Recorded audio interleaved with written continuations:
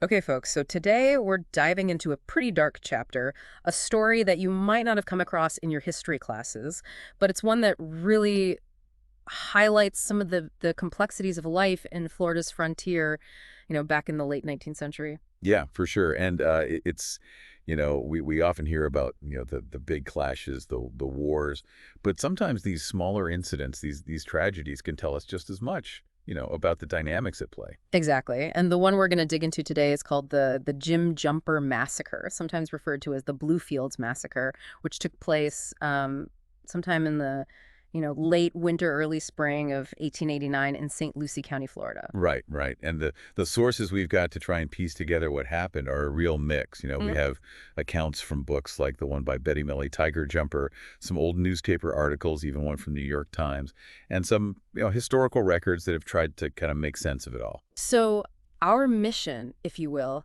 is to try and really understand what went down, what were the key events, what was the context, the background to all of this, and also what are the different perspectives that our sources offer. Because as we know with historical events, especially ones from this period, the details can sometimes differ depending on who's telling the story, right? Yeah, absolutely. It's all about, you know, trying to sift through those different narratives and see what we can learn. So first things first, who was Jim Jumper? Well, his background is really kind of key to understanding the whole situation. He was biracial, the son of Nagy Nancy, who was an African woman who ended up enslaved by the Seminoles after the Third Seminole War.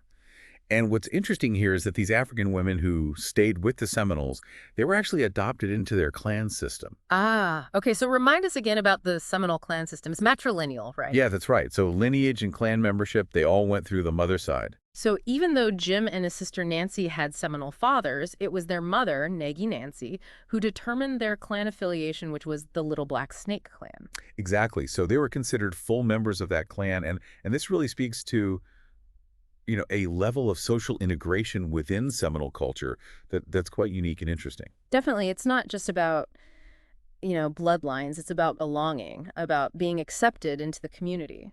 Now, this Snake clan, historically, they had lived west of Lake Okeechobee, over in the Fish-Eating Creek area. Okay.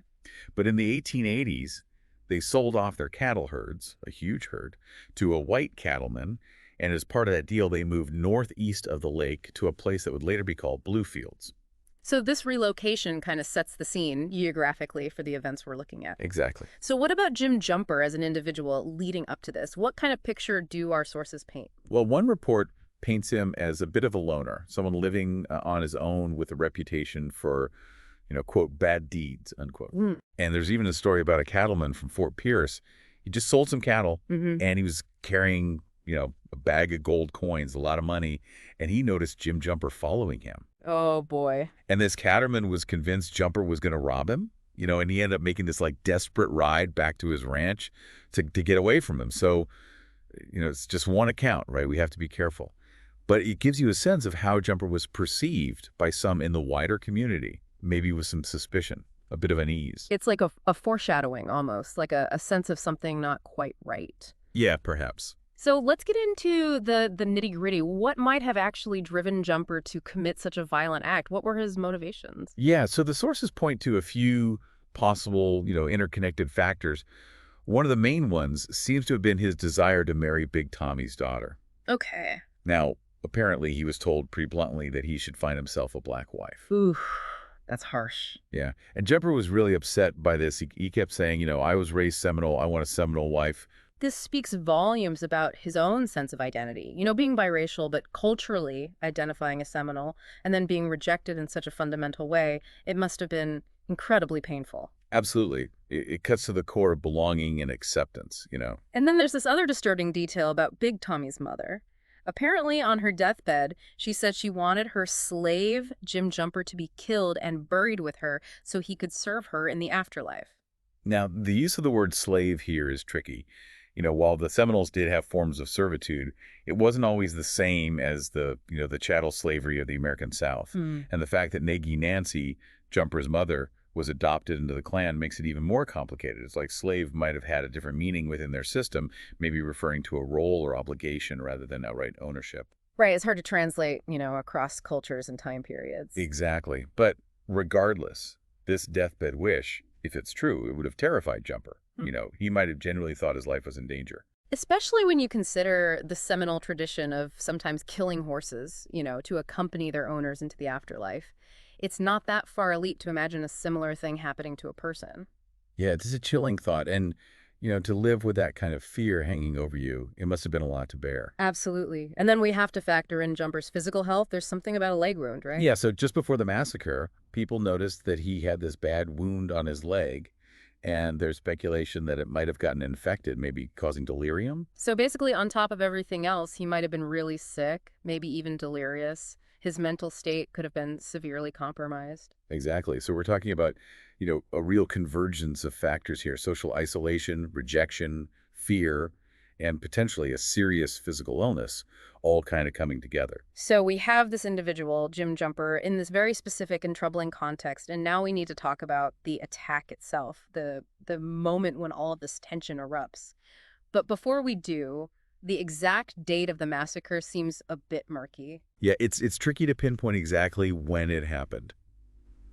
Betty Mega Tiger Jumper's grandmother, Mary Tiger, she remembered it as February 15th, 1889. Okay. But Billy Bowlegs III, his account points to February 14th. So already we have two different dates. Right, and then another source puts it even later, like in March of 1889. Wow, so a whole month of uncertainty. Yeah, even the New York Times article, which was published on March 2nd, they just say it happened sometime in February or March. We also have the account of Will Addison. He was a white settler's son who apparently saw some of what happened from a nearby trading post. And then there's Joe Ackerman's book on the cattle industry, which adds another layer. So you've got first-hand accounts, second-hand accounts, official records, all with slightly different timelines. It really shows how difficult it can be to reconstruct these historical events with absolute certainty. Yeah, and I mean, even a contemporary news report doesn't have the exact date. It's really fascinating, how information gets muddled even right after something happens. It makes you wonder what other details might have gotten lost or changed over time, right? For sure. But regardless of the exact date, the core of the story, the attack itself, that seems to be consistent across the accounts. Yeah, that's right.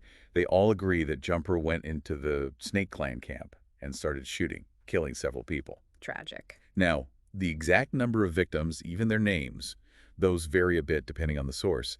But what's interesting is that no single source lists more than 6 victims by name. That's strange. You'd think someone would have made a complete list, right? You would. Yeah. But it just goes to show how incomplete the historical record can be, how details can slip through the cracks. And even with the names we do have, it's just heartbreaking. His own sister, Nancy, who was also Billy Bowlegs' mother, she was killed. Then there's Big Tommy, his daughter, his wife. We also have Waxomiko, also known as Cypress Tom Tiger, or Old Tiger, Young Tiger, and his wife Martha Tiger, a Jimmy Tiger, a pregnant woman named Lucy, and Lake Wilson.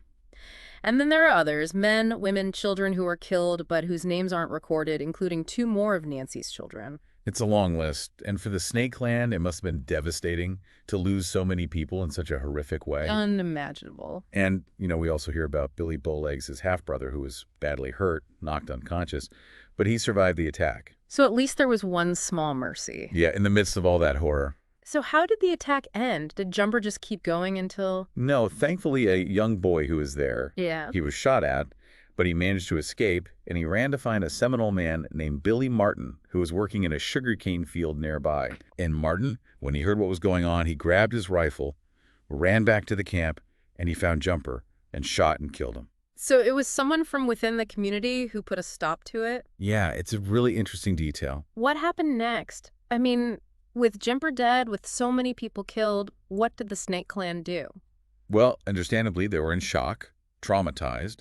They wouldn't even touch Jumper's body. I can't blame them. They ended up borrowing a wagon and oxen from John Addison, Will Addison's father, and they used it to drag Jumper's body to a cypress pond and just left it there for the alligators. Wow, that's a powerful image, a complete rejection, almost like a ritual cleansing, to get rid of his presence entirely. Yeah, it speaks volumes about their cultural beliefs, their revulsion at what he had done, and maybe a need to distance themselves from him both physically and spiritually.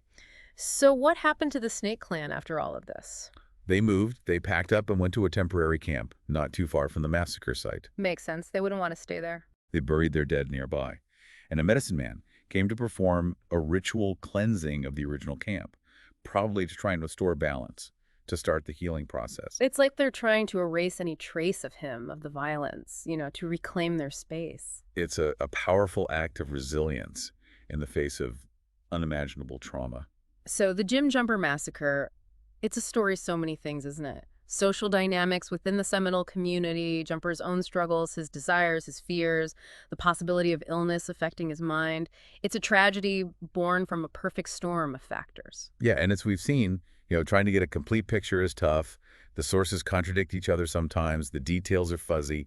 It's a reminder that history is always fragmented, never fully knowable.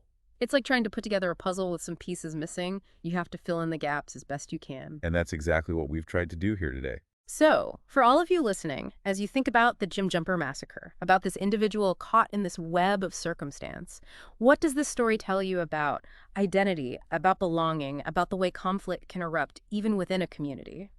How do you think his personal history, the cultural norms of the time, and the pressures of the world around him might have shaped his actions?